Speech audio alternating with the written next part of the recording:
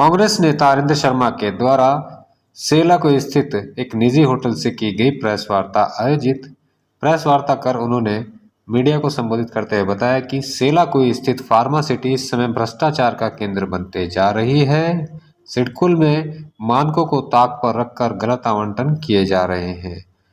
सिडकुल कंपनियों के लिए फंड का इस्तेमाल नहीं किया जा रहा है, लेकिन ग्रीन पार्कों को लगातार बेचा जा रहा है। वहीं उन्होंने क्षेत्र के अहम मुद्दों को उठाते हुए इस प्रेस वार्ता का आयोजन किया है, जिसके क्रम में उन्होंने सेलाकुई क्षेत्र में काम करने वाले लोगों और फार्मासिटी के बारे में अहम मुद्दों को लेकर प्रेस वार्ता की है। आइए जानते हैं क्या कहना है कांग्रेस नेता अरिंद शर्मा का। सालों जो धुआं रात में कुछ ऐसी शिकायतें आ रही जनता की ओर से बहुत कि उनको रात भर जो है इस क्षेत्र में जो प्लांट उद्योग तो कि कितने उद्योग लग गए, लेकिन वास्तविकता ऐसी नहीं है। जब जमीन पर जाकर देखिए तो उद्योगों से यहाँ पर कई जगह कई ऐसी अनियमितताएं सामने आ रही हैं कि यहाँ पर पॉल्यूशन ज़्यादा हो रहा है और ये दून वैली क्षेत्र है, तो यहाँ बड़े उद्योग और भारी उद्योग नहीं लग सकते हैं। तो यहाँ उद्योगों के नाम पे स्क्रीनिंग प्लांट, मिक्स प्लांट, ये इस क्षेत्र के लिए अच्छा नहीं है, क्योंकि यहाँ से काफ़ी पॉल्यूशन बड़ी मात्रा में हो रहा है और यहाँ के लोगों में जो है स्वास्थ्य खराब हो रहा है। अस्थमा जो है तेज़ी से यहाँ के मरीजों में बढ़ोतरी हो रही है अस्थमा के।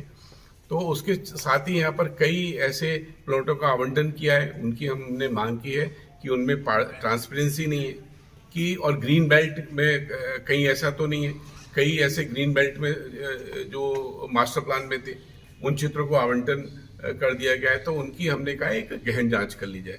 दूसरी बात हमने कहा है कि यहाँ महिला इतना बड़ा औद्योगिक क्षेत्र है, कोई सार्वजनिक शौचालय अपनी महिलाओं के लिए, माताओं बहनों के लिए नहीं है, तो कम से कम 4-5 ऐसे सार्वजनिक शौचालय बनाए जाएं जिससे उनको असुविधा ना हो। तीसरी बात हमने कहा है स्थानीय बेरोजगार, यहाँ पर जो एक नोटिफिकेशन है सरकार ने घोषणा भी की है लेकिन अमल नहीं होता है, उसमें जो है 85% हमारे स्थानीय लोगों को रोजगार मिले, चाहे वो स्किल्ड हो नॉन स्किल्ड हो।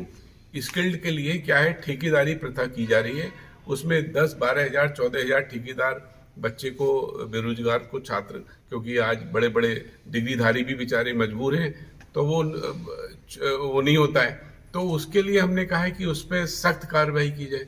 और इसी तरीके से यहाँ सड़कों का, सीडा का जो पैसा है वो यहाँ के औद्योगिक उसमें नहीं खर्च हो रहा है। उद्योग विभाग अपना जो है ठीक से काम नहीं कर रहा है और यहाँ जो अधिकारी रहे हैं उनकी सबकी जांच की जाए, क्योंकि यहाँ पर एक जो है ऑस्ट्रेलियन घास लगाई गई थी, पार्क जो है का देख रेख नहीं की जा रही है, जबकि इंडस्ट्री का इतना पैसा आता है। वो सारी सड़कें टूटी हुई हैं औद्योगिक क्षेत्र में, हैवी ट्रक यहाँ पर बहुत ट्रांसपोर्टेशन, तो इतना लोड जो है स्थानीय लोगों के लिए कोई रोजगार वो नहीं मिल रहा है, सड़क सुविधा नहीं है। और यहाँ CSR का फंड इस क्षेत्र में ही खर्च होना चाहिए, क्योंकि यहाँ अस्पताल में कोई ऐसी सुविधा नहीं है। तो जो अपना CSR फंड है कंपनियां, वो यहाँ लोकल क्षेत्र में खर्च करें। इसी तरीके से स्कूलों का जो है, बच्चों के स्कूलों की पढ़ाई के लिए जो बड़े कई बिल्डिंग ऐसी टूटी हुई हैं, उसमें उसको पैसे को वहाँ पर डोनेट करना चाहिए। CSR फंड जांच की मांग कर रहे थे भैया। मैंने ये कहा है कि SIT की एक जांच की जाए कि औद्योगिक क्षेत्र में कोई भी की जो अनियमितताएं हुई हैं, और नहीं होगा तो हम लोग उसके लिए CBI तक की भी मांग रखेंगे। सर, कांग्रेस इस मुद्दे पे, अहम मुद्दे आपने उठाए ग्रीन बेल्ट को लेकर,